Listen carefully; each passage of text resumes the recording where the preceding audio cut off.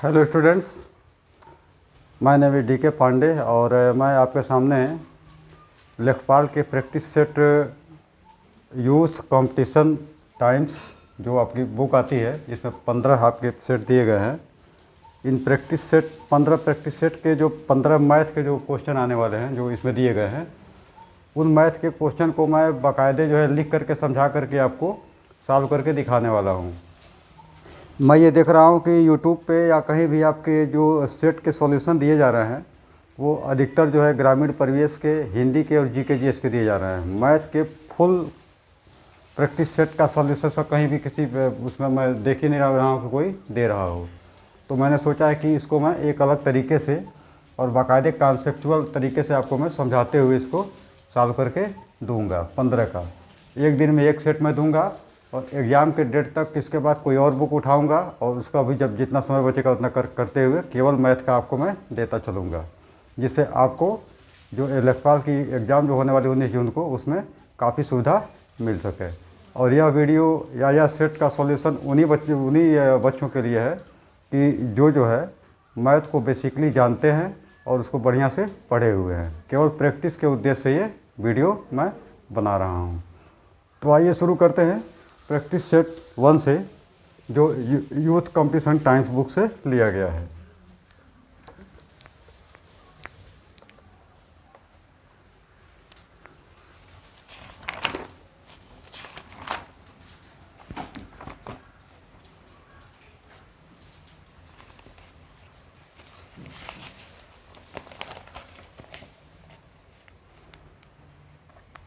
इसमें देखिए question number जो है 26 से शुरुआत है मैथ की। क्वेश्चन नंबर 26 ये कह रहा है कि यदि समीकरण 4x + 3y + 5 = 0 और 6x - ky - 7 = 0 का कोई हल न हो तो k का मूल्य कितना होगा।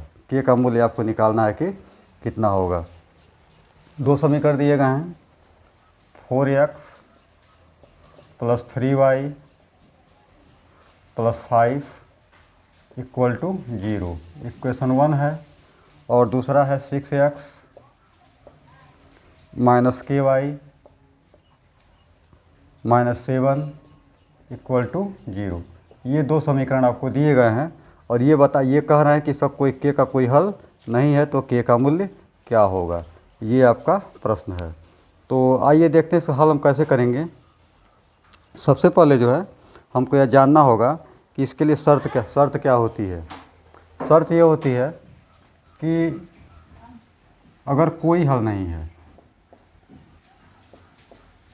कोई हल नहीं है तो इसका प्रतिबंध होता है कि A1/A2 = B1/B2 और नॉट इक्वल टू C1/C2। इस प्रतिबंध को फॉलो करके हम चलेंगे। तो देखिए सो कैसे करेंगे हमको पता है कि ये जो शर्त हमको मिली है, ये मिला है कि A1x + B1y + C1 = 0 इक्वेशन 1 होता है। A2x + B2y + C2 = 0 इक्वेशन 2 है।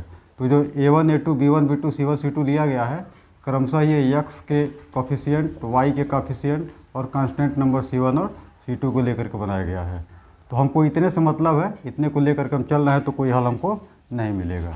तो देखिए ये हो जाएगा, A1 की वैल्यू है 4 और A2 की वैल्यू है 6 = B1 की वैल्यू 3 है और B2 की वैल्यू -k है। आप यहाँ से जो है -k को इधर लाएंगे या केवल k को लाएंगे इधर, तो k = हो जाएगा 6 की मल्टीप्लाई 3 में होगी और माइनस में रहेगा यहाँ पे 6 की मल्टीप्लाई 3 में और 4 आपका नीचे जाएगा। तो 2 2 या 4 होगा, 2 3 या 6 होगा। तो k की वैल्यू जो मिलेगी -3 3 या 9 कितना होगा, 2 होगा। आप इसको चाहें तो लिख सकते हैं 9/2 का 9 का आधा कितना होता है, 4.5 होता है और ये आपका आंसर होगा। अब देख लेते हैं कि विकल्प में कौन सा है। तो विकल्प नंबर ए ही इसका दिया गया कि -4.55 दिया गया, तो ये इसका आंसर हो जाएगा। तो ऐसे हम सवालों को हल करेंगे। क्वेश्चन नंबर 27 देखते हैं इसके बाद क्या है।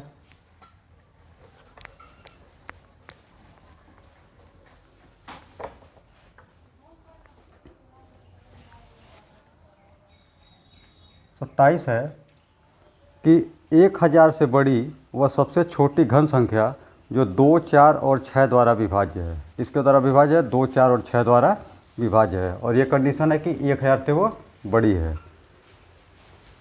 तो पहले हम 2, 4, 6 का एलसीएम निकालेंगे। 2, 4, 6 का एलसीएम इक्वल टू, निकाल के यहाँ साइड में आपको दिखा भी देते हैं कैसे निकाला जाता है, जो लोग नहीं जानते उनके लिए। तो देखिए 2 से कटेगा, 2 1 जा 2, 2 2 जा 4, 2 3 जा 6। अभी ये 2 आपका 2 से कट रहा है, 1 वैसे ही हो जाएगा, 2 1 जा 2 और ये 3 होगा, तो ये 3 1 जा 3। अब 1 1 1 सब जगह हो गया, तो एलसीएम होगा 3 2 जा 6, 6 2 जा 12, एलसीएम हो जाएगा 12 आपका। अब यह जो 12 है, इस 12 को आप लोग जो है क्या करेंगे कि इसका घन करेंगे, 12 का घन। तो 12 का घन हो जाएगा equal to 12 to the power कितना होगा, 3 होगा। आप इसको हल करेंगे तो 12 गुणे 12 गुणे 12। अब इन तीनों का आप मल्टीप्लाई करेंगे तो आपको मिलेगा 1728, और यही आपका आंसर होगा। अब देखने के विकल्प में कौन सा है, तो विकल्प में आपका ये 1728 विकल्प नंबर सी है। इसका आंसर क्या हो जाएगा, सी हो जाएगा। और ऐसे आपका सवाल लग गया। अगला क्वेश्चन है क्वेश्चन नंबर 28। 28 है कि दो समरूप त्रिभुजों में उनकी संगत भुजाओं का अनुपात 1/3 है और बड़े त्रिभुज का क्षेत्रफल 72 वर्ग सेंटीमीटर है। ध्यान दीजिएगा कि दो समरूप त्रिभुज हैं और मैं उनकी संगत भुजाओं का अनुपात दे रहा है कि 1/3 है, और बड़े त्रिभुज का क्षेत्रफल कितना है कि 72 वर्ग सेंटीमीटर है। हमको छोटे त्रिभुज का क्षेत्रफल ज्ञात करना है कि क्या होगा। तो सबसे पहले आप ऐसा करें कि इसके नियम को लिख लें, तो ये हो जाएगा कि बड़ा त्रिभुज मान लीजिए आपका कि ऐसे ले लेंगे कि पहले त्रिभुज का क्षेत्रफल बटे दूसरे त्रिभुज का क्षेत्रफल बराबर पहले त्रिभुज की भुजा का वर्ग बटे दूसरे त्रिभुज की भुजा का वर्ग। यह आपका सूत्र होता है। तो अब इसी में हमको जब मान गया तो उसको रखते चले जाएंगे। आप इसको ऐसे भी कर सकते हैं कि दोनों स्क्वायर है तो भुजा 1 अब बटे भुजा 2 का होल स्क्वायर, हम ऐसे भी चाहे तो कर सकते हैं। अब हमको जो दिया गया उसमें पुट करते हैं, तो ये बड़ा हमने मान लिया, ये हमारा बड़ा हो गया और ये छोटा हो गया।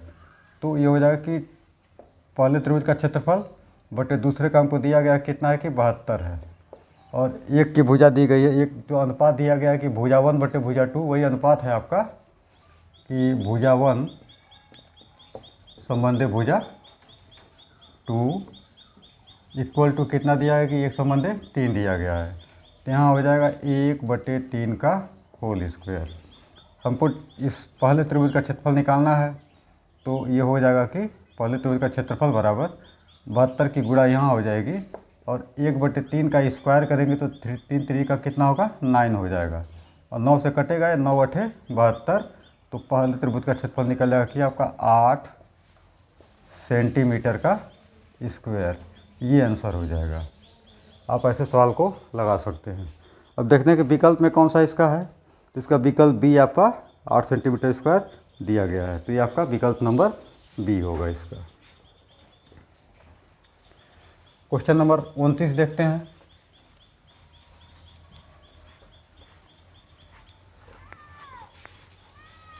है प्रश्न आपका, वह समीकरण ज्ञात कीजिए,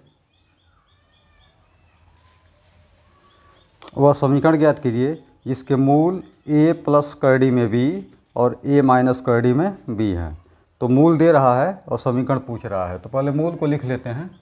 अल्फ़ा बराबर दे रहा है कि a प्लस करड़ी में b, और बीटा बराबर दे रहा है a माइनस करड़ी में b। ये दो मूल दे रहा है। तो पहले हम इसको जान लेते हैं कि समीकरण बनता कैसे है।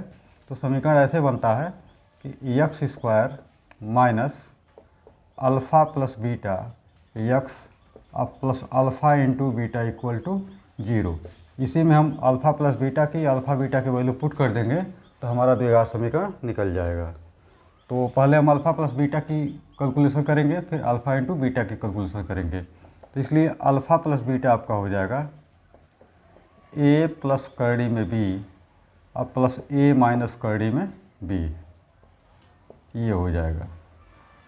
तो माइनस करड़ी में बी से प्लस करड़ी बी पर कट जाएगा और ए ऐड हो जाएगा तो कितना हो जाएगा 2a। यानी आपने अल्फ़ा प्लस बीटा की जो वैल्यू निकाली वह निकला 2a। इसी प्रकार अल्फ़ा इंटू बीटा की गणना करेंगे तो ये होगा एक ब्रैकेट में a प्लस करड़ी में b और दूसरे में a माइनस करड़ी में b होगा। तो देखिए ये आपका a plus b a minus b इस फार्मूले पर है। फार्मूला होता है a plus b a minus b, इसकी वैल्यू होती है a square minus b square. इसका प्रयोग करेंगे तो ये हो जाएगा ए स्क्वायर माइनस करड़ी में बी का होल स्क्वायर। अब इस वर्ग से करड़ी कट जाएगी तो हो जाएगा ए स्क्वायर माइनस हो जाएगा बी, यानी अल्फ़ा इंटू बीटा का जो मान आया वो आया ए स्क्वायर माइनस बी आया। आप आसानी से चाहें तो इसमें पुट करके सवाल को लगा सकते हैं। तो देखिए ये हो जाएगा x square minus alpha plus beta की वैल्यू कितनी है 2a है, ये हो जाएगा 2ax अब प्लस अल्फ़ा इंटू बीटा की वैल्यू यहाँ से ए स्क्वायर माइनस बी है तो ब्रैकेट में लिख ले रहे हैं सुविधा के लिए a square minus b equal to क्या हो जाएगा 0 और ये आपका करेक्ट आंसर होगा। अब देखते हैं कि विकल्प में कौन सा सही है। तो विकल्प में आपका विकल्प नंबर बी जो है x square minus 2ax plus a square minus b बराबर 0 है, तो विकल्प बी आपका सही हो जाएगा। ऐसे ही आपका हल हो गया। अब क्वेश्चन नंबर 30 देखते हैं क्या है।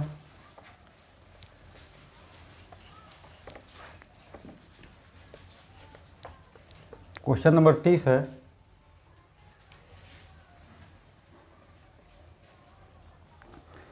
एक पिता की आयु उसके पुत्र की आयु की 3 गुनी है। तो पहले हम मानेंगे पुत्र की आयु, पुत्र की आयु स्टेप बाय स्टेप इसको लगाएंगे। तो कह रहा है कि एक पिता की आयु उसके पुत्र की आयु की 3 गुनी है, यानी पुत्र की आयु अगर x है तो पिता की आयु क्या हो जाएगी 3x हो जाएगा। पिता की आयु हो जाएगी 3x यानी पुत्र के आयु का 3 गुना पिता है 3x।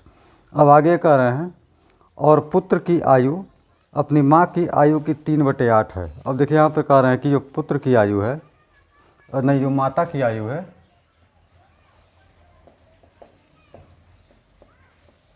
माता की आयु वह क्या है कि अपने पुत्र की आयु का 3/8 है, 3/8 है, 3/8 है। यानी इसका उल्टा कर देंगे तो कितना हो जाएगा कि 8/3x हो जाएगा, 8/3x माता की जो आयु है। तो अब देखिए इसको कैसे करेंगे। ये कह रहे हैं कि प्रश्नानुसार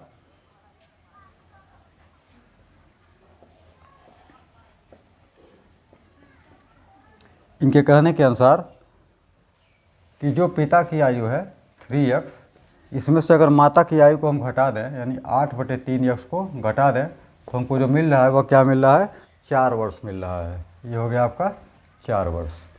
तो 3 का गुणा 3 में करिए, 3 3 का कितना होगा 9x माइनस यहाँ से हो जाएगा ये 8x बटा कितना होगा 3 इक्वल टू हो जाएगा 4।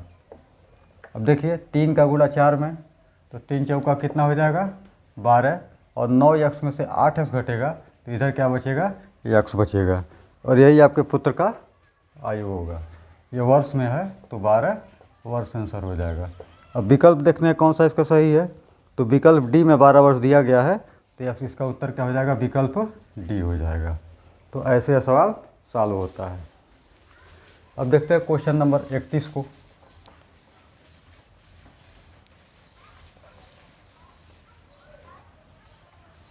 क्वेश्चन नंबर 31 है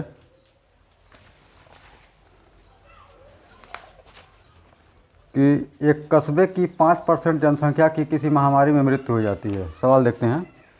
एक कस्बे की 5% जनसंख्या की किसी महामारी में मृत्यु हो जाती है और बची जनसंख्या में से 8% घबरा कर कस्बे को छोड़कर चले गए। यदि कस्बे की कुल जनसंख्या अभी 88,274 है तो शुरुआत में कस्बे की कुल जनसंख्या आपको ज्ञात करना है कि क्या होगा। तो आइए इसको भी देखते हैं।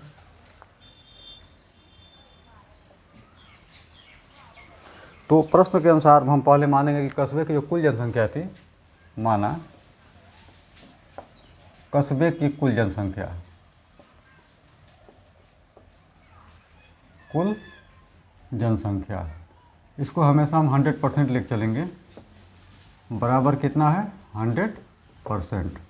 तो उसके बाद जब महामारी फैली तो महामारी के बाद कितनी जनसंख्या बची? 5% लोग तो छोड़ के चले गए, 5% लोग तो मारे गए महामारी से। तो महामारी के बाद शेष जनसंख्या,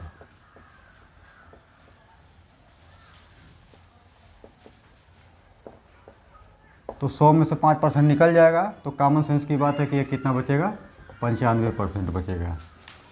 अब इसके बाद क्या हुआ कि महामारी जब फैल गई, 5% लोग मारे गए, तो 8% लोगों ने घबरा करके क्या किया कि कस्बे को छोड़ दिया। तो अब इसको सेट करते हैं। तो घबरा कर जाने वाले लोगों की संख्या हो जाएगी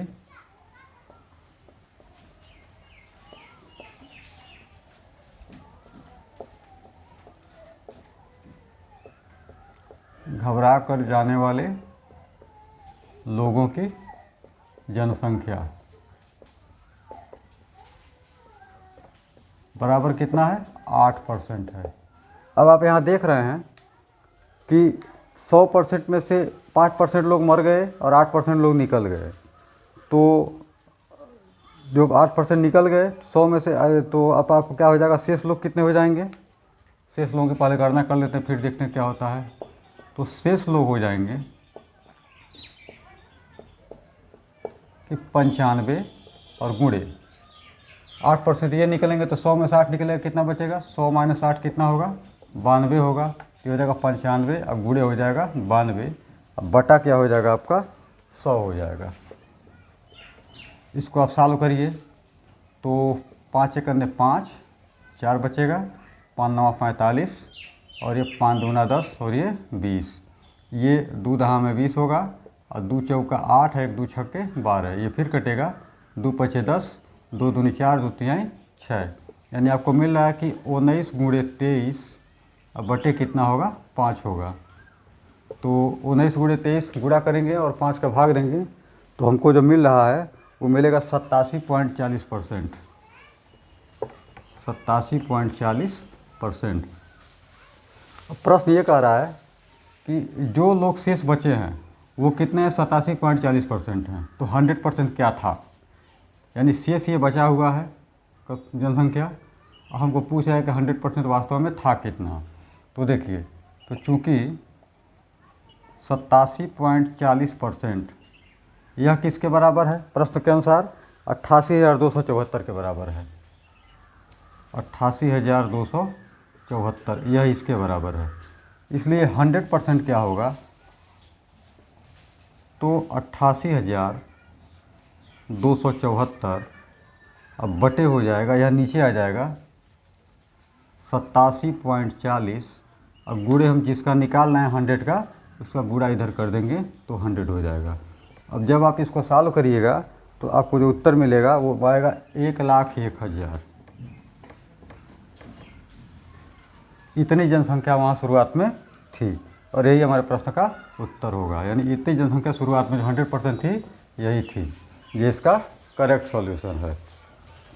अब देखते हैं विकल्प में कौन सा सही है। तो विकल्प में जो विकल्प नंबर बी है यह क्या है आपका? 1,01,000 है। तो हमारा विकल्प नंबर बी इससे सही होता है। अब देखते हैं क्वेश्चन नंबर 32 क्या है।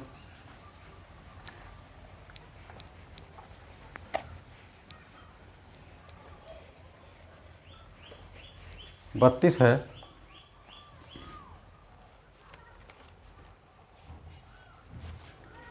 कि जेटा इंटरेक्टिव सर्विसेज का करों और ऋणों पर ब्याज के कुल खर्च के सामने आधारिक संरचना और परिवहन पर कुल खर्च का अनुपात पूछ रहा है 32, और इसके लिए एक डाटा भी दिया है। तो पहले हम डाटा को बना लेते हैं, तब सवाल समझ में आएगा। डाटा है आपका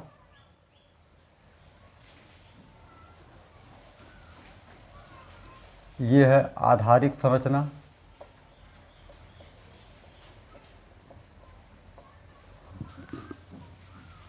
ये 20 है। इसके बाद है परिवहन। परिवहन में कितना है 12.5 है। फिर विज्ञापन,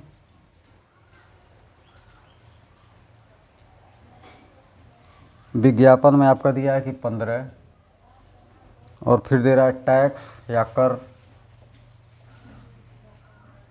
जिसको कर भी बोलते हैं, ये है आपका 10।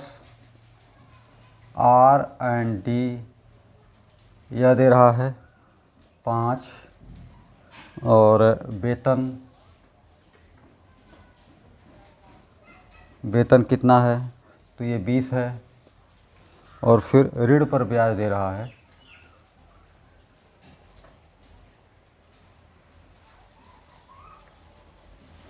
ऋण पर ब्याज यह बता रहा है कि 17.5 है। ये हमको दिया गया है। अब देखिए, अब जो है प्रश्न हमारा ये पूछ रहा है कि जेटा इंटरेक्टिव सर्विसेज, जेटा इंटरेक्टिव सर्विसेज का रिकॉर्ड है का करों और ऋणों पर, जो कर है ये कर है और ये ऋण है, करों और ऋणों पर ब्याज के कुल खर्च के सामने। तो पहले इसको देख लेते हैं कितना है। ये है 10 और 17.5, तो 10 और प्लस 17.5 पर ब्याज के कुल खर्च के, ऋणों पर ब्याज के कुल खर्च के सामने आधारिक संरचना और परिवहन, ये आधारिक संरचना और ये परिवहन, तो इसका कितना है 20 और प्लस 12.5 संरचना पर कुल खर्च का अनुपात क्या है, यानी इसका और इसका अनुपात क्या है, यही सवाल है। तो बटे कर दीजिए इसको, तो जोड़ लेंगे इसको, तो हो जाएगा कि 27.5 बटे 32 कितना हो जाएगा 5 हो जाएगा। अब यहाँ दशमलव से दशमलव काट सकते हैं, तो हो जाएगा कि 275 बटे हो जाएगा 325। अब आपका एक कट भी रहा है, 5 से कटेगा, 25 से भी कट सकता है, 25 से करना 25, 26 27 2 बचेगा, 25 से करने 25, और ये 25 से करने 25, और 5 2 7 बचेगा, 75 हो जाएगा, 25 तियाँ 75, तो आ जाएगा 11 बटे 13। अनुपातिक रूप में लिखेंगे तो कितना होगा 11 संबंधी 13, ये इसका आंसर होगा। अब देखते हैं कि विकल्प में कौन सा दिया है 11 संबंधी 13। तो विकल्प नंबर डी क्या है आपका 11 संबंधी 13 दे रहा है, तो हमारा यही विकल्प नंबर आपका सही हो जाएगा।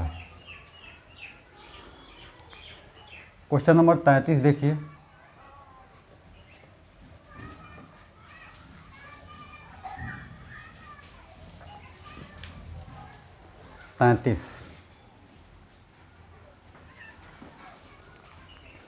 ये दे रहा है कि 0.018 और 18 के ऊपर बार है, 0.018 इसके ऊपर बार है कि सही अभिव्यक्ति क्या है।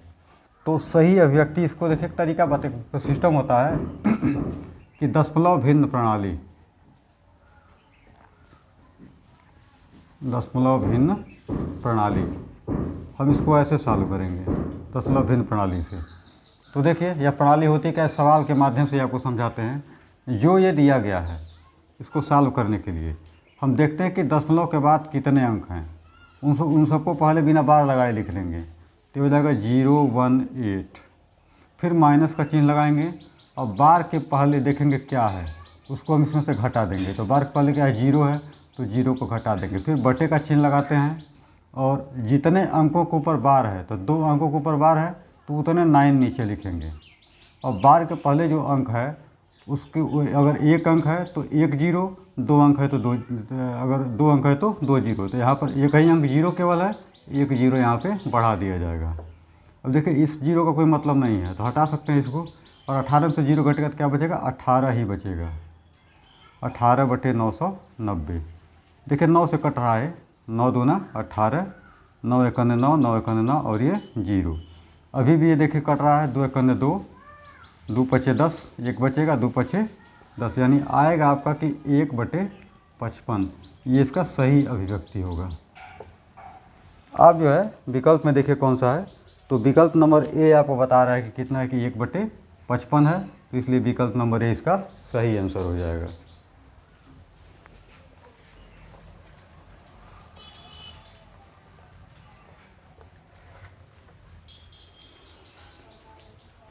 अब देखिए 34 नंबर है। प्रश्न है कि सांख्यिकी में प्रसरण का विश्लेषण नामक विधि का मुख्य श्रेय किसको था। प्रसरण का विश्लेषण,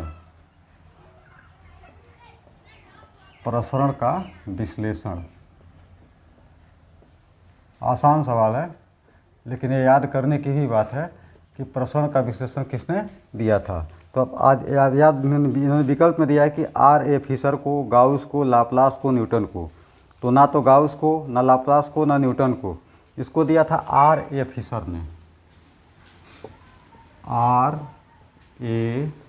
फिशर, आप इसको सीधे सीधे लर्न कर लेंगे और कोई विकल्प इसका नहीं है। तो 34 नंबर पूरा होता है। 35 नंबर को देखिए। 35 नंबर है सवाल आपका कि 2018 में अमित का वेतन 1,26,500 है। 2018 में कितना है, 1,26,500 है 2018 में। वर्ष 2016 से उसका वेतन प्रति वर्ष क्रमशः 10% और 15% बढ़कर 2018 के वेतन तक पहुंच गया। वर्ष 2016 में उसका वेतन कितना था। प्रश्न को हम बस लिख नहीं पा रहे हैं, पढ़ के ही बता सकते हैं, क्योंकि मेरे पास यही साधन उपलब्ध है। इसलिए अगर आपको प्रश्न चाहिए तो आप इस बुक को ना तो परचेज कर लीजिए, और मुझे इस बुक को परचेज करने में मुझे कोई लाभ नहीं है, क्योंकि मेरी ना तो मुझे कमीशन मिलता है ना कुछ मिलता है। ये बुक अच्छी लगी, मैंने ले लिया। आप भी चाहें तो ले सकते हैं। तो ये प्रश्न है कि 2018 में कितना था, 1,26,500, और 2016 से उसका वेतन बढ़ना शुरू हुआ। पहले साल बढ़ा 10% और दूसरे साल बढ़ा 5%। इतना बढ़ करके तब उसका वेतन कितने पर पहुंचा है, दोनों का जोड़ करके कितने पहुंचा है, 1,26,000 पहुंचा है। तो आइए देखते हैं किसमें क्या कर सकते हैं। ये हो जाएगा आपका कि टोटल कितना पैसा है, 1,26,500 है, 1,26,500। तो देखिए हम मानेंगे कि शुरुआत का वेतन कितना था, उसका यक्स था, यानी पहले साल उसका वेतन कितना था, यक्स था। तो यक्स गुणे, अब पहले साल कितना बढ़ा, 10% बढ़ा। तो 100% में जब 10% जोड़ेंगे, 100% में 10% ऐड करेंगे तो कितना हो जाएगा, 110% हो जाएगा। तो हो जाएगा आपका कि 110 बटे कितना हो जाएगा, 100 गुणे। दूसरे साल कितना बढ़ा, 5%, तो 100 में 5% ऐड करेंगे तो ये कितना हो जाएगा, 105% हो जाएगा। तो यहाँ हो जाएगा 105, अब बटे कितना हो जाएगा, 100 हो जाएगा। आप इसी को सॉल्व करके चाहें तो आप आंसर निकाल सकते हैं कि यक्स की वैल्यू क्या होगी। चलिए निकाल के देखते हैं क्या होता है। तो यक्स इक्वल टू हो जाएगा, इन दोनों की मल्टीप्लाई तो यहाँ हो जाएगा, तो 1,26,500 गुणे हो जाएगा 100 और गुणे 100 बटा, ये दोनों नीचे आ जाएंगे, 110 गुणे 105 यक्स इक्वल टू। अब ये लंबी कैलकुलेशन है, करके आप देख सकते हैं। तो करिएगा तो प्रैक्टिस भी होगा। इसको हल करेंगे तो आएगा आपका कि 1,00,000 रुपये, 1,00,000 रुपये। और ये आपका विकल्प नंबर जो है, विकल्प नंबर सी में दिया गया है 1,00,000 रुपये। तो आपका ये क्या हो जाएगा, सी का आपका करेक्ट आंसर हो जाएगा। ये इसका सही सॉल्यूशन है। अब आइए देखते हैं क्वेश्चन नंबर 36 को।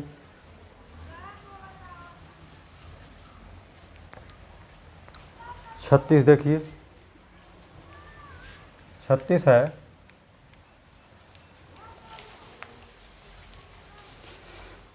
यदि दो संख्याओं का अंतर तथा गुणनफल क्रमशः 5 तथा 36 हो। मान लिए दो संख्याएं हैं x और y, तो ये दिया है दो संख्याओं का अंतर। तो पहली संख्या मान लीजिए x है और दूसरी संख्या y है, तो दूसरी में से पहली को अगर घटा दें यानी y माइनस x की वैल्यू कितना दे रहा है, ये 5 दे रहा है। कितना दे रहा है, 5 दे रहा है। और गुणनफल दे रहा है x y बराबर कितना, 36 दे रहा है। अब ये कह रहा है कि तो उनके व्युत्क्रमों का अंतर क्या है। तो अगर संख्या आपने माना है x और एक माना है y, तो इसका व्युत्क्रम क्या होगा, 1/x और 1/y होगा। तो इनके व्युत्क्रमों का अंतर आपको निकालना है कि क्या होगा।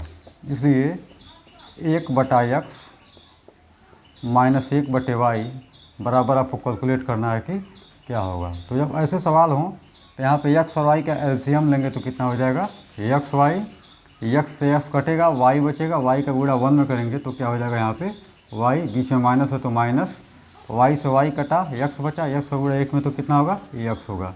अब देखिए x माइनस वाई की वैल्यू उसने दिया 5 है, तो यहाँ रख देंगे 5, और x y की वैल्यू कितनी है, 36 है, तो ये हो जाएगा 36, और 5/36 आपका करेक्ट आंसर हो जाएगा।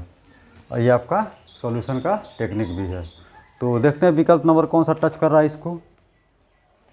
तो इसको जो है विकल्प में देख रहे हैं तो 5/36 का विकल्प नंबर डी है। इसका डी आपका सही आंसर होगा, ये वाला।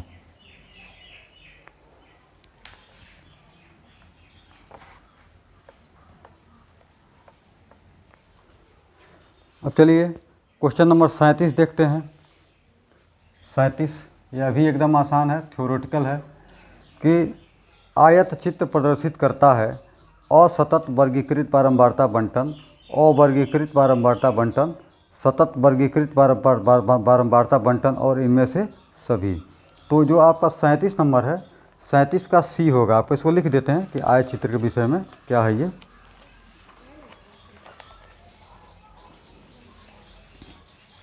जो आयत चित्र होता है,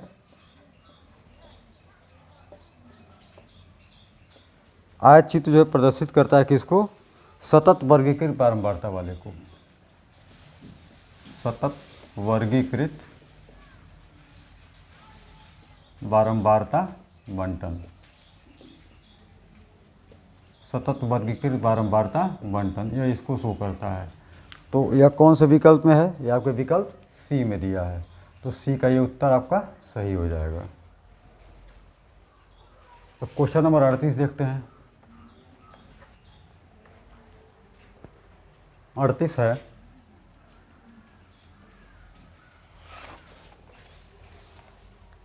कि यदि दो वृत्तों की परिधियों में 3 संबंधी 1 का अनुपात है तो वृत्तों के क्षेत्रफलों में क्या अनुपात होगा। दो वृत्त हैं और उनकी परिधियों का जो अनुपात है यानी 2 पाई r1 संबंधी 2 पाई r2, ऐसे दे रहे हैं कि 2 पाई r1 बटे 2 पाई r2, अनुपात को हम सीधे बटे में बदल ले रहे हैं। ये दे रहे हैं कि 3/1 या 3 संबंधी 1 दे रहे हैं तो 3/1 लिख सकते हैं। ये इनका वो हो गया, हाँ 3 संबंधी 1 है। तो यहाँ देखिए आप 2 से 2 कटेगा, पाई से पाई कटेगा, बचेगा आपका r1 बटे r2 बराबर कितना हो जाएगा, 3/1। इस फैक्ट को आप यहीं पे छोड़ दीजिए। अब जो है कह रहा है कि वृत्तों के क्षेत्रफलों में क्या अनुपात है। तो आपको पता है कि वृत्तों का क्षेत्रफल जो होता है, क्या होता है कि वृत्त का क्षेत्रफल पाई r स्क्वायर होता है। तो दो वृत्त हैं तो पाई r1 का स्क्वायर बटे हो जाएगा पाई r2 का स्क्वायर। अब यहाँ पाई से पाई कट जाएगा तो बचेगा आपका r1 का स्क्वायर बटा r2 का स्क्वायर।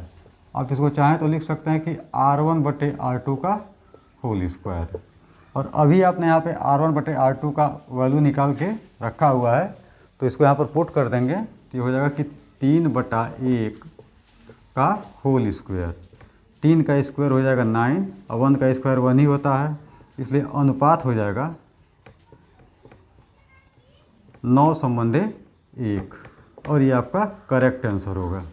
अब देखते हैं कि कौन सा विकल्प इसे मैच कर रहा है। तो इसका जो विकल्प है यह विकल्प आपका है बी नंबर। तो इसका बी नंबर है तो इसका बी एकदम ये करेक्ट 9 संबंधी 1 सही हो जाएगा। आगे देखिए क्वेश्चन नंबर 39।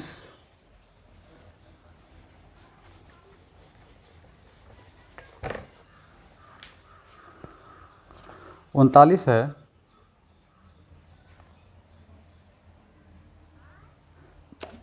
कि 144 पेन बेचने पर राम को 6 पेनों के विक्रय मूल्य के बराबर हानि होती है। हानि का परसेंट हमको बताना है कि क्या है। विकल्प में है 2, 6, 14, 4। तो देखिए कि हमारे पेन कितने हैं, 144 हैं। तो हम पहले मान लेंगे कि माना एक पेन का विक्रय मूल्य बराबर 1 रुपया। थोड़ा लंबा लगाना पड़ेगा इसको। माना एक पेन का विक्रय मूल्य यानी एसपी बराबर कितना है, 1 रुपया। इसलिए 144 पेन का एसपी हो जाएगा कितना, 144 रुपया। कॉमन सेंस की बात है। एक पेन का विक्रय मूल्य अगर 1 रुपया है तो 144 पेन है तो कितना होगा, 144 रुपया होगा। अब देखिए चूँकि 144 पेनों को जब वो बेच रहा है तो उसको 6 पेनों के विक्रय मूल्य के बराबर हानि होती है। तो सीधे से हम लिख सकते हैं कि हानि कितना हो रहा है, हानि हो रहा है 6 रुपया। हानि बराबर 6 रुपया हो रहा है 144 पेन को बेचने के बाद। इसलिए 144 पेनों का जो क्रय मूल्य है, क्रय मूल्य को हम लोग सीपी लिखते हैं, कॉस्ट प्राइस सीपी, वह क्या हो जाएगा, यह एसपी अब प्लस हानि के बराबर होगा। एसपी प्लस हानि के बराबर होगा। जो 140 पेनों का जो सीपी है वो एसपी प्लस हानि के बराबर होगा। तो अब इसको पुट कर देते हैं। एसपी हमको पता है कितना है, 144 है, तो ये हो जाएगा 144। और हानि कितना है, 6 रुपया है, तो इसको लिख देंगे 6 रुपया। अब टोटल कितना हो गया, 150 रुपया। ये हमको मिल गया आपका कितना, 150 रुपया। अब ये हमसे पूछ रहा है कि हानि का परसेंट। तो जो हानि का परसेंट होगा, हानि का परसेंट बराबर हो जाएगा हानि बटे क्रय मूल्य, क्रय मूल्य यानी सीपी, अब गुणे कितना होगा, 100%। इसी में हम रख देंगे तो सवाल हमारा लग जाएगा। तो देखिए हानि अभी कितनी हुई है, 6 रुपये की हुई है, और अभी हमने सीपी कितना निकाला, 150 रुपया। ये हो गया आपका 150 रुपया। अब गुणे 100 और ये परसेंट, तो 1 जीरो से 1 जीरो कटेगा, 3 दूना 6, 3 पचे 15 और 5 दूना 10। तो 2 का 2 में मल्टीप्लाई कितना हो जाएगा, 4% आपका करेक्ट आंसर हो जाएगा। तो ये आपका क्लियर आंसर हो गया। अब आगे इसको देखते हैं कि विकल्प नंबर कौन सा सही है। इसमें विकल्प नंबर डी आपका 4% दिया हुआ है, तो विकल्प डी आपका सही हो जाएगा।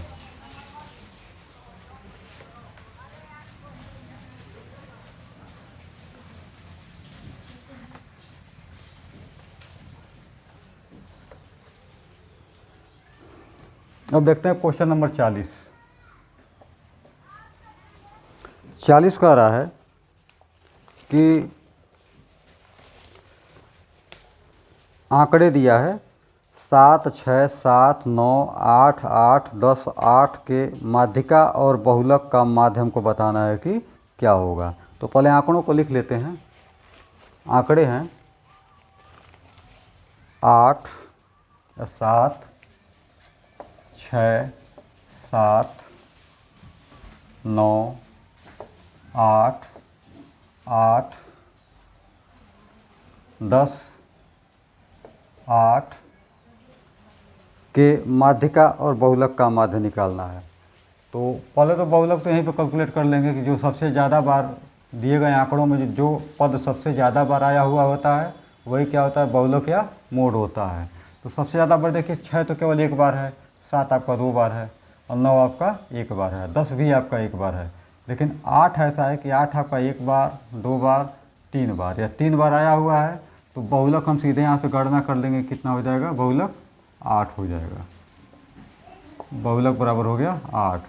अब जब हमको माध्यिका निकालनी है तो इन आंकड़ों को या तो आरोही या अवरोही क्रम में, डिसेंडिंग या असेंडिंग ऑर्डर में हमको सेट करके ही हल कर सकते हैं। तो आइए इसको हम पहले असेंडिंग ऑर्डर में सेट करते हैं। तो सबसे छोटा क्या है, 6 है, उसके बाद 7 है, 7 2 बार है, 2 बार हो गया। 8 3 बार है, 3 बार हो गया। और 9 1 बार है, 9 हो गया। और फिर आपका 10 हो गया। 1 2 3 4 5 6 7 8, 1 2 3 4 5 6 7 8, सही है। तो जब हम माध्यिका निकालेंगे यमई, ये हो जाएगा, देखिए 3 पद इधर से और 3 पद इधर से छोड़ देंगे, बीच में जो है ये दोनों को जोड़ के आधा कर देंगे। तो 8 + 8 बाई कितना हो जाएगा 2, तो 16 बटे कितना हो जाएगा 2 होगा, यानी माध्यिका कितनी मिलेगी 8 मिलेगी। तो यमई बराबर हो गया 8 और बहुलक बराबर कितना निकला था 8 निकला था। सवाल ये कह रहा है कि माध्यिका और बहुलक का माध्य क्या है।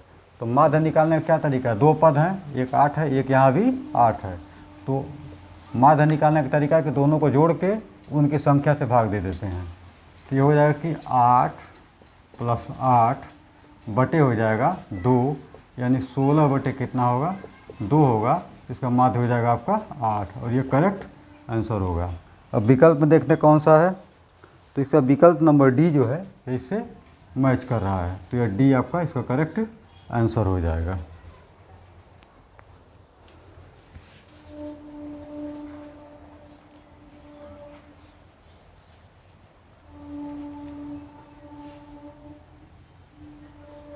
चलिए अब चलते हैं क्वेश्चन नंबर 41 की तरफ। 41 है, k का वह मान ज्ञात कीजिए जिसके लिए समीकरण x - ky = 2 दिया है। x - ky = 2 है। हम इसको ऐसे लिख सकते हैं, x - ky -2 बराबर क्या हो जाएगा 0। समीकरण 1 मान लीजिए। फिर ये दे रहा है कि 3x + 2y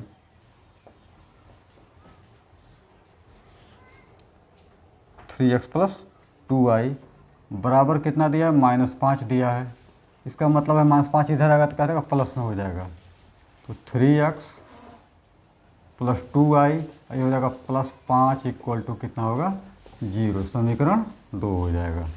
अब कह रहा है कि ये 2 समीकरण दिए गए हैं और k का मान हमको ज्ञात करना है, लेकिन इसका कंडीशन बता दे रहे हैं कि का को अद्वितीय हल हो। इसका क्या हो अद्वितीय हल हो। तो अद्वितीय हल होने का सिद्धांत होता है, तो ये होता है कि अद्वितीय हल के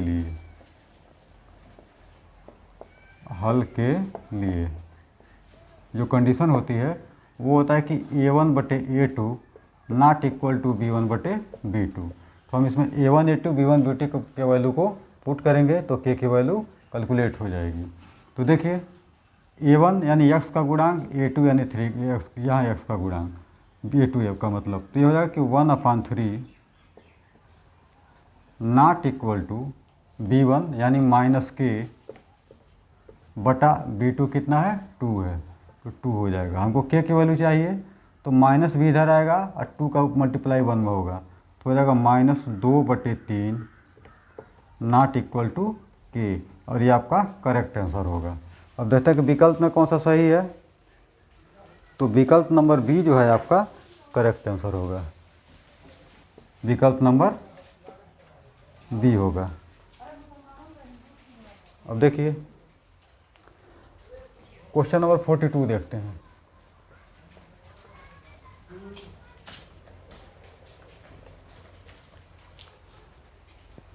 फोर्टी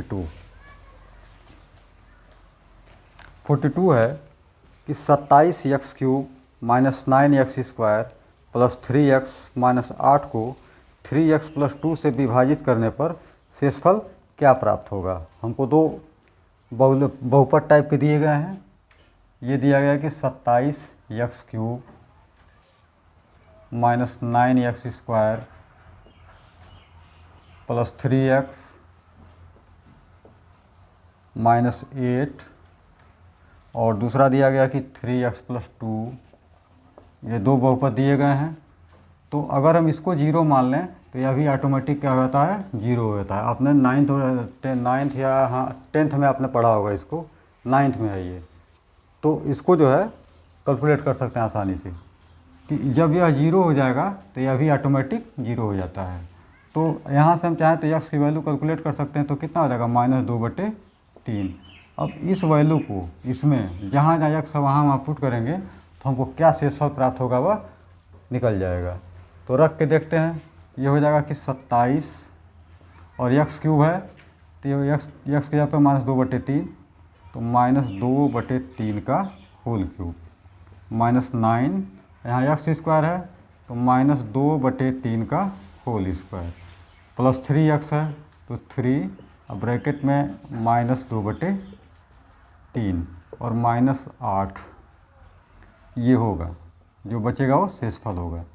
तो देखिए 27 गुणे, क्योंकि यहाँ पर पावर कितनी है, 8 है, इवन तो है नहीं, तो -1 बचेगा, तो माइनस को पहले ही आगे लिख दे रहे हैं। और 2/3 का मतलब हुआ 8 और 3/3 का मतलब हुआ 27, माइनस यहाँ माइनस है, ये इवन है, सम है, तो माइनस गुणे माइनस प्लस हो जाएगा, तो यहाँ से माइनस हट जाएगा, लेकिन आगे वाला माइनस ये बचा रह जाएगा। तो 9 गुणे 2 का वर्ग 4 होगा और 3 का वर्ग 9 होगा।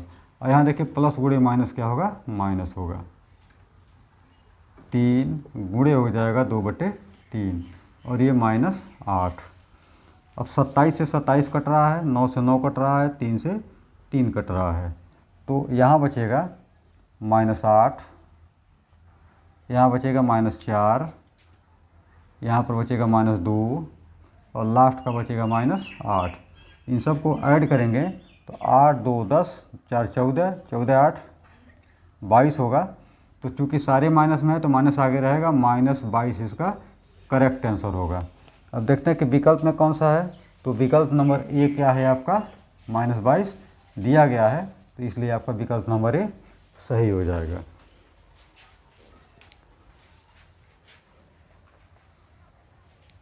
क्वेश्चन नंबर 43 को देखते हैं। अब 43 एक पाई चार्ट वाला है, देख लेते हैं इसको। पाई चार्ट को हम बना देते हैं ताकि सुविधा आपको हो जाए समझने में। यह कोई पाई चार्ट है, तो इस पाई चार्ट में ये दे रहे हैं कि ये सैमसंग का है 18%, बिक्री की बात कर रहे हैं, अभी बताएंगे क्या है सैमसंग। इसके बाद एप्पल का बता रहे हैं कि अभी 18% है। फिर हुवेई, यह कितना है, 11% दे रहे हैं, यह 11% है। और ओप्पो का ये बता रहे हैं 7% है। वीवो का दे रहे हैं 6% है। और फिर अदर का दे रहे हैं, अदर ये दे रहे हैं कितना, 40%। अब सवाल को समझते हैं कि क्या कह रहे हैं। ये कह रहे हैं कि दिया गया पाई ग्राफ वर्ष 2017 में विभिन्न मोबाइल कंपनियों द्वारा की गई कुल बिक्री को दर्शाता है। यानी ये इतने कंपनियां हैं मोबाइल की, इनके द्वारा कुल की गई बिक्री को ये पाई चार्ट दर्शा रहा है। यदि वर्ष 2017 में कुल बिक्री 5000 करोड़ थी, पहले लिख लेते हैं, कुल बिक्री कितनी थी,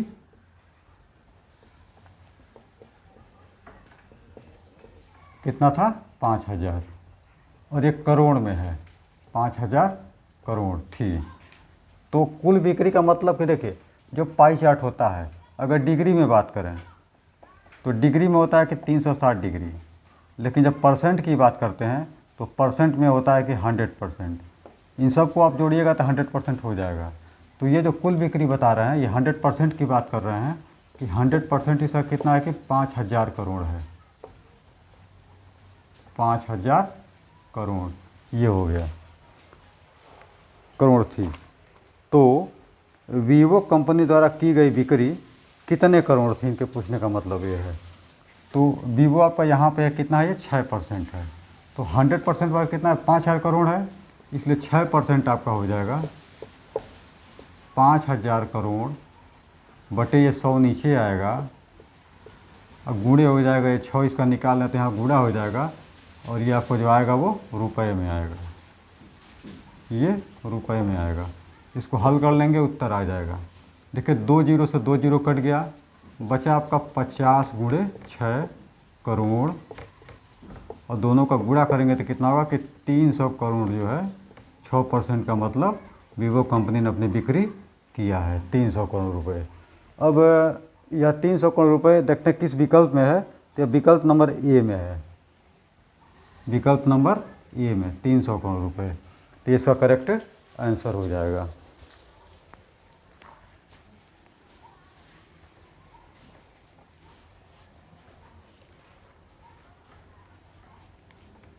क्वेश्चन नंबर 44 देखते हैं।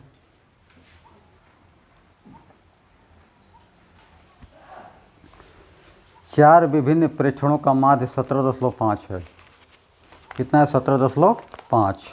चार विभिन्न प्रेक्षण हैं, x1 plus x2 plus x3 और प्लस x4 इक्वल टू, इसका माध्य का मतलब कि बटे 4 इक्वल टू कितना दिया गया है? 17.5 है, 17.5 है।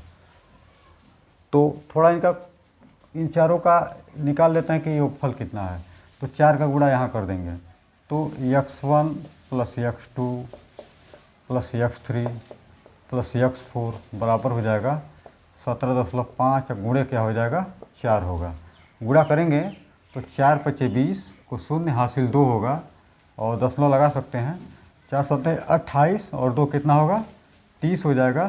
30 का 0 लिखेंगे हासिल 3 हो जाएगा और 4 एकन 4 और 4 3 कितना हो जाएगा? 7। यानी जो मिला आपको कितना मिला? 70 मिला। यानी इन चार जो है आंकड़ों का योगफल कितना है? 70 है। अब इस सवाल में पूछ लगा रहे हैं कि जब एक नया प्रेक्षण जिसका मान 20 है इसमें जोड़ा जाता है तब इसका नया माध्य क्या होगा?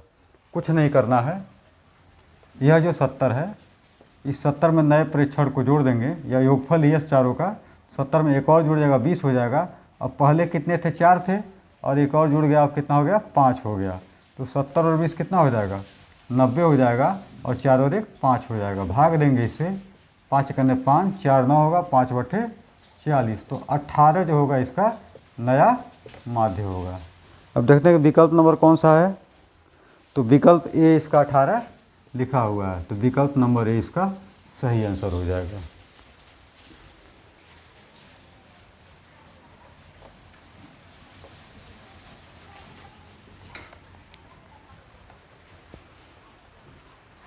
अब क्वेश्चन नंबर 45 देखिए। 45 है 16.5% लाभ समेत एक वस्तु का बिक्री मूल्य 466 था। यानी 16.5% लाभ सहित जो है किसी वस्तु का जो बिक्री मूल्य था, विक्रय मूल्य वही सेलिंग प्राइस एसपी 466 था। यदि उस वस्तु को 330 में बेचा गया होता तो कितने % नुकसान होता? तो हमको ये बताना था कि अगर 16 पॉइंट लाभ समेत किसी वस्तु का एसपी अगर 466 था तो उसको अगर 330 में अगर उसको बेचा जाए तो कितने % का नुकसान होता है, ये हमारा सवाल है। तो आइए देखते हैं इसको भी क्या है ये।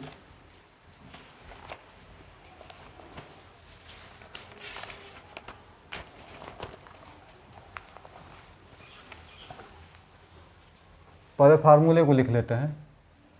फार्मूला है आपका कि विक्रय मूल्य बराबर, या ऐसे लिखते हैं अंग्रेजी में ही,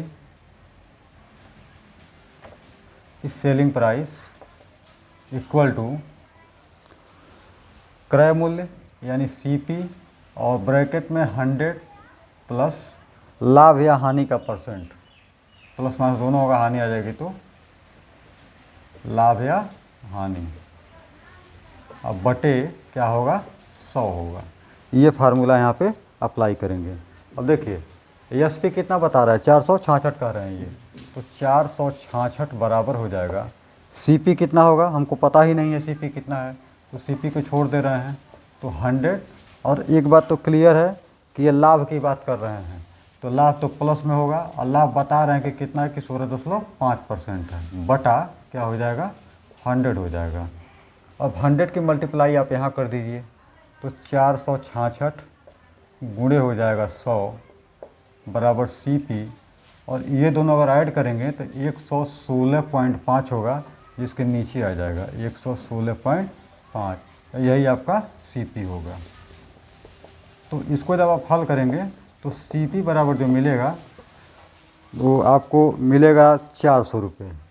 सॉल्व कर लीजिएगा, ये मिलेगा आपका 400 रुपये CP मिलेगा काटने पीटने के बाद। तो 400 मिल गया, तो हानि कितनी हो गई?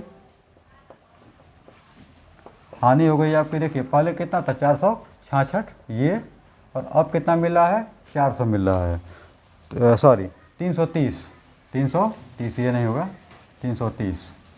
तो 400 और माइनस कितना होगा? 330 घटाएंगे तो बचेगा आपका कितना? 70। ये हानि हो जाएगा। अब हमको प्रश्न में ये पूछा है कि हानि जो है आपके पास कितने परसेंट है, तो हानि का परसेंट निकालना है। तो हानि का परसेंट हो जाएगा, हमको हानि कितनी हो रही है? 70 की हो रही है। कितने पे हो रही है? तो 400 रुपये पे हो रही है, तो 70/400। अब परसेंट में निकालना है तो गुणे 100 और परसेंट लगा देंगे। ये 2 जीरो से 2 जीरो कट गया, और आपका 2 दूनी 4, इसका आधा होगा तो 35, यानी मिलेगा आपको कि 35/2%। 35/2 को में भाग देंगे, 35 में 2 का भाग देंगे तो निकलेगा 17.5 का %। ये आपका करेक्ट आंसर होगा। अब देखते हैं कि विकल्प नंबर कौन सा है इसका। तो आपका विकल्प डी में दिया है 17.5%, तो डी आपका करेक्ट आंसर होगा। अब क्वेश्चन नंबर 46 देखते हैं।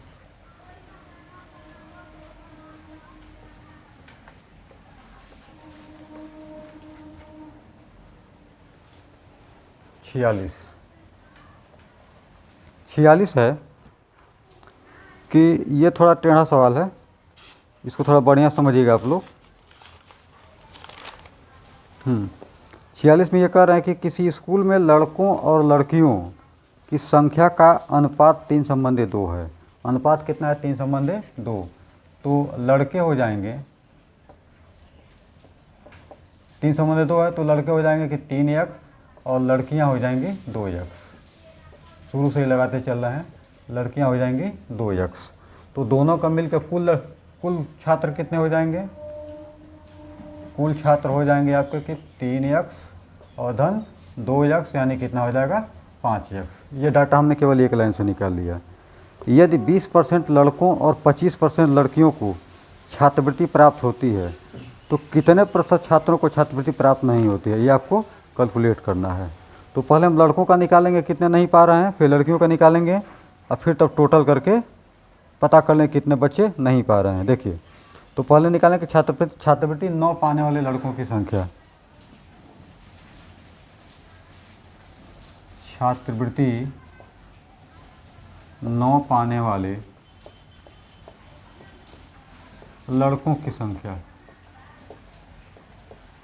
लड़कों की संख्या बराबर क्या हो जाएगा?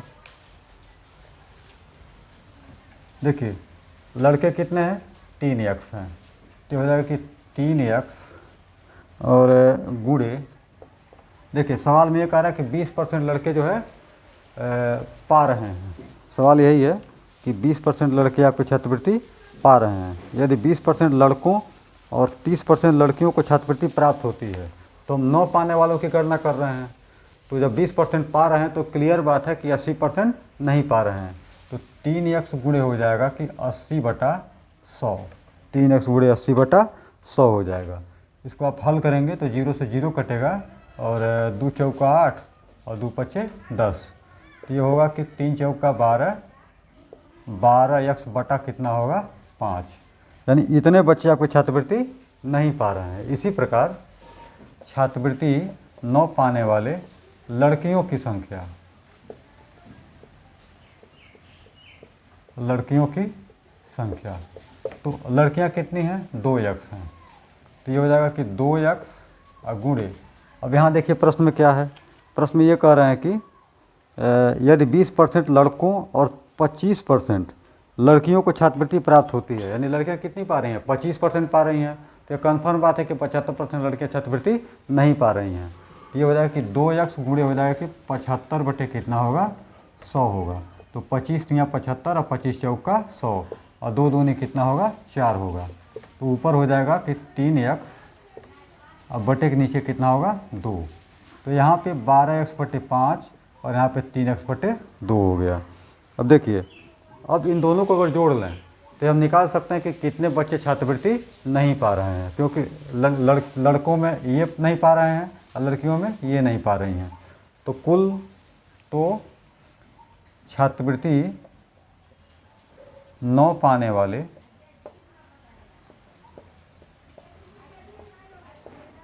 छात्रों की संख्या,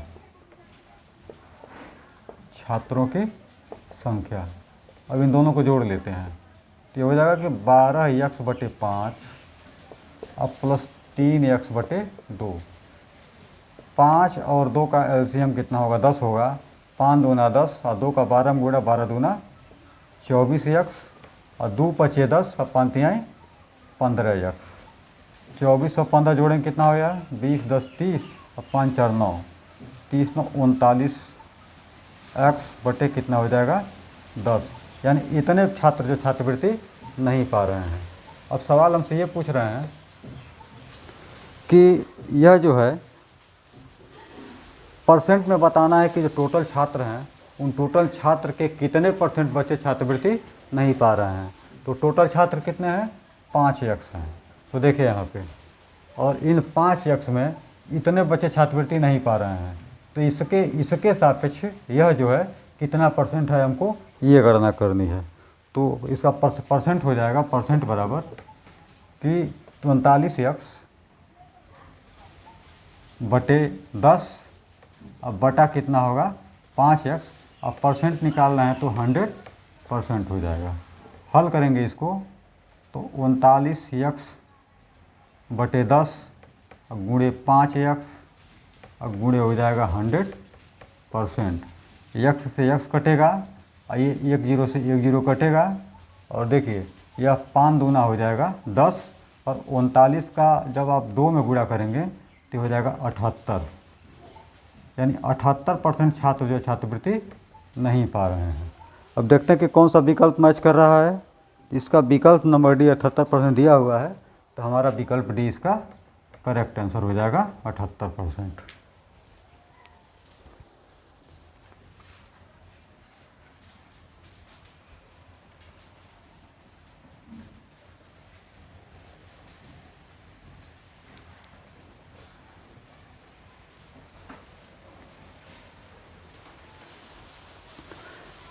अब देखते हैं कि अगला प्रश्न आपका क्या है। क्वेश्चन नंबर 47 देखते हैं। 47 है कि दो आपके वेरिएबल्स के फॉर्म में नंबर्स दिए गए हैं, उनका आपको एलसीएम निकालना है कि क्या होगा। तो पहला है a b² c²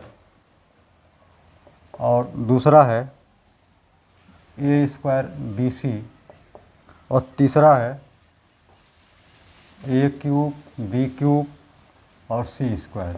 इन तीनों का आपको एलसीएम निकालना है। तो आप पहले इसको ऐसे लिख सकते हैं, a मल्टीप्लाई b² को b गुणे b, c² को c गुणे c कर सकते हैं।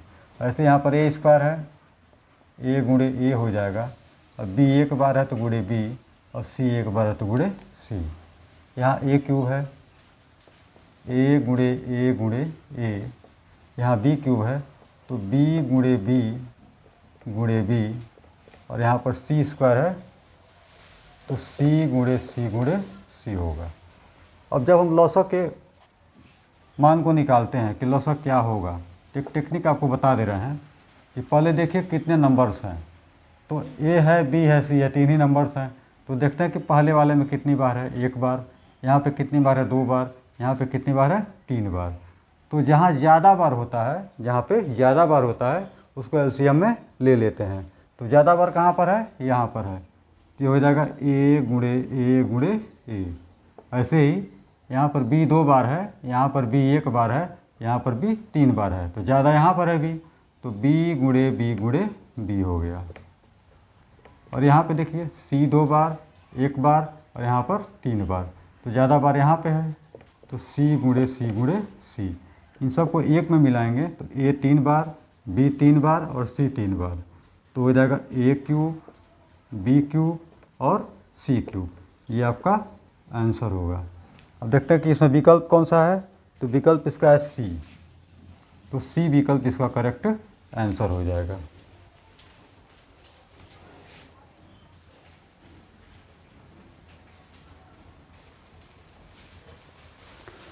अब क्वेश्चन नंबर 48 देखिए।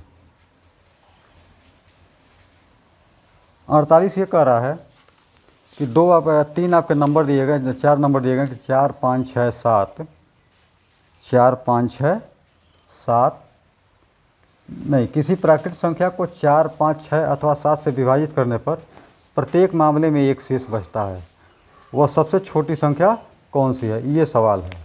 तो पहले हम क्या करेंगे कि जो नंबर दिए गए हैं 4 5 6 7, इन चारों का एलसीएम निकालेंगे। एलसीएम साइड में यहाँ निकाल लीजिए। 4 5 6 7, 2 से काटेंगे, 2 दूना 4 होगा, 5 वैसे ही उतरेगा, 2 तिहाई 6 और ये 7। अभी 2 यहाँ है तो 2 से ही लेकर चलेंगे, 2 एक 2, 5 बचेगा, 3 बचेगा, 7 बचेगा। अब इसके बाद 2 से बाद देखते हैं 3, तो 3 एक बार यहाँ पर है, 3 को लेकर चलिए, 1 हो गया, 5 बचेगा, 3 एक 3 और ये 7। अब फिर ये 5 से लेकर चलेंगे, 1 रहेगा, 5 एक 5, 1 और ये 7, और लास्ट में एक 7 बचा है, इसको भी काट देते हैं, 1 1 1 और 1। अब इन सब का गुणा कर लेंगे तो वही क्या होगा, एलसीएम होगा। 7 पचे 35 और 35 तिया 105, 105 दूनी 210 और 210 दूना 420, ये हो गया आपका 420, एलसीएम होगा 420। और ये कह रहा है कि हर हाल में शेष बच रहा है, यानी चारों से जब भाग दे रहे हैं उस संख्या को तो शेषफल हमेशा क्या मिल रहा है, 1 मिल रहा है। तो उस 1 को हम क्या करेंगे, यहाँ पे ऐड कर लेंगे, तो जोड़ेंगे तो कितना हो जाएगा आपका, जोड़ने पे ये हो जाएगा 421, और यही आपका करेक्ट आंसर होगा। अब देखते हैं कौन सा विकल्प मैच कर रहा है। इसमें विकल्प नंबर ए जो है 421 दिया हुआ है, तो आपका एक सही एकदम आंसर हो जाएगा।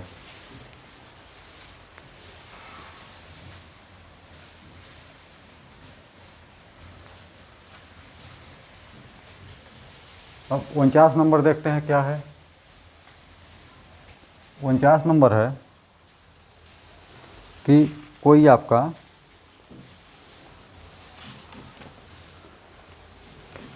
समांतर चतुर्भुज है, तो एक समांतर चतुर्भुज का आधार इसकी ऊंचाई से 2 गुना है। मान लीजिए यह कोई समांतर चतुर्भुज है और ये इसका आधार है, ऊंचाई मान लीजिए आप यहाँ पर है, ये ऊंचाई हो गई, ऊंचाई को हम h मान लेते हैं। तो कह रहा है कि एक समांतर चतुर्भुज का आधार इसकी ऊंचाई से 2 गुना है, यानी जो ऊंचाई है इसका आधार कितना, इसका 2 गुना यानी 2h है, ये इसके कहने का मतलब है।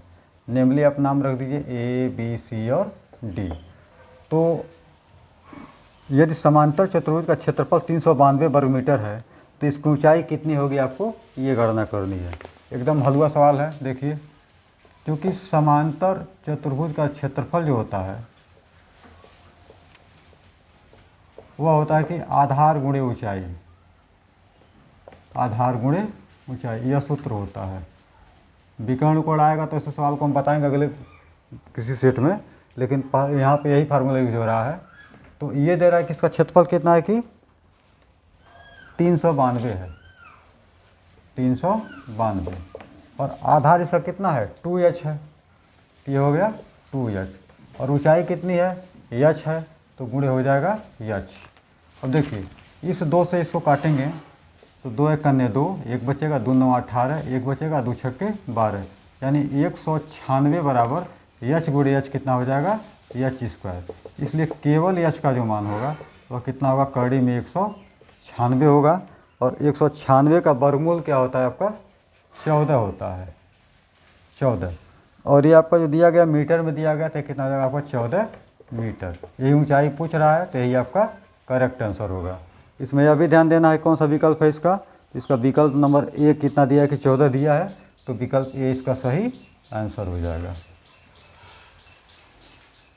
अब देखते हैं प्रैक्टिस सेट 1 का लास्ट क्वेश्चन, क्वेश्चन नंबर 50। ये क्या कह रहे हैं, 50 नंबर है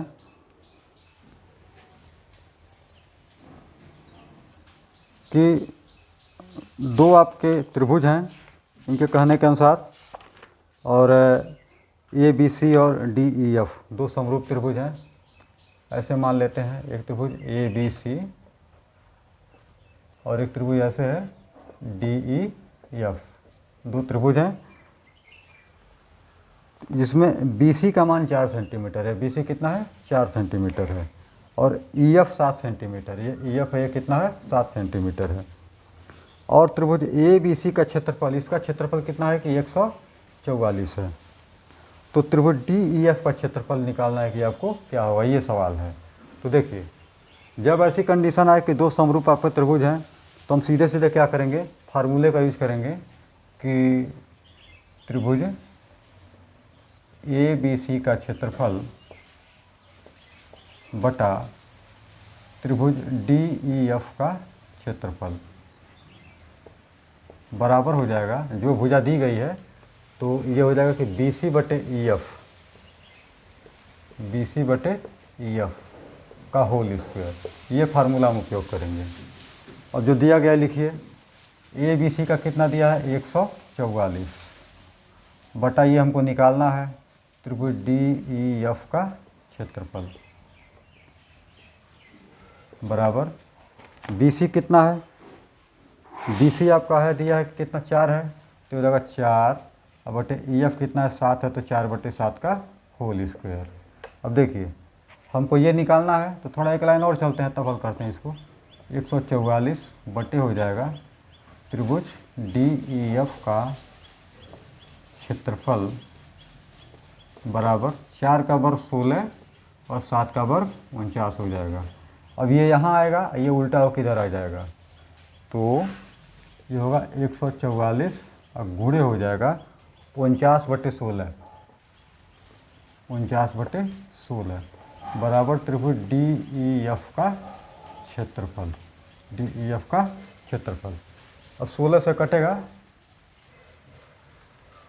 16 9 144, 9 बार में कट जाएगा, तो 9 गुणे 49 बराबर त्रिभुज DEF का क्षेत्रफल।